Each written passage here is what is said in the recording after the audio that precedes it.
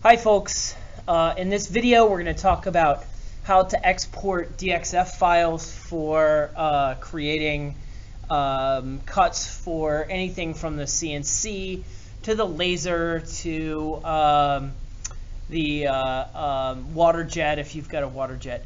So what we're looking at is we need to create basically an outline so we can cut using these pieces.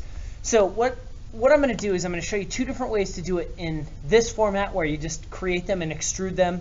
I always extrude them to make sure that they're a closed polygon. But you have two choices. You can right click and go to Export Face As. And then I set up under our class for right now example DXF files. So right now I right clicked on the top of this. So here is my top. Okay.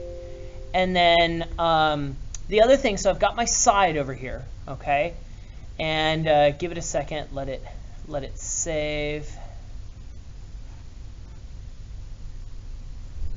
All right, now I can do that same thing for here and say export face as, but I'm going to show you a different way. I'm going to create a sketch here, and then I'm going to use project geometry, and I'm going to steal this geometry. And then what I can do is I can go in and right click on this and say export sketch as. And then I'm going to export the sketch as, and if you see I said side X2. Okay? So I know that I've got to make two of the exact same thing. So we'll replace that, and then so I'll show you another thing, and another way that I made it was using one part and then creating separate solids for each one of these things. Okay? So I'm going to do the exact same thing. So this time when I select it, it selects that whole side. And since I didn't do this yet, I'm going to go underneath. I'm going to select this, and I'm going to right click and say export face as. And I'm going to make this cross. I like to do these in all caps. Cross beam. Okay.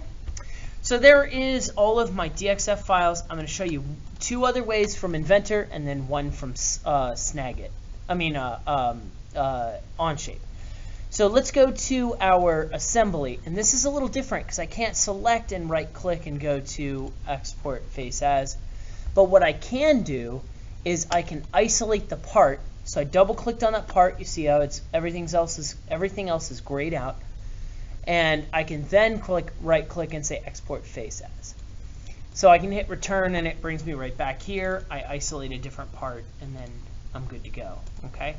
So in Inventor you can do one more thing, and you can go to a new drawing file.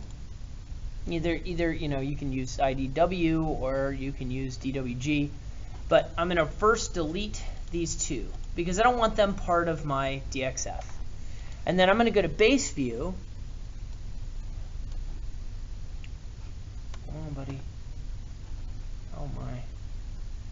And I'm going to choose, for me, I'm going to choose that 2D stool, and I'm going to pick the top view like this, and you can even rotate it down so it's like this. And then I'm going to make it 1:1 scale, okay, or a scale of 1. It doesn't matter if it goes off the paper.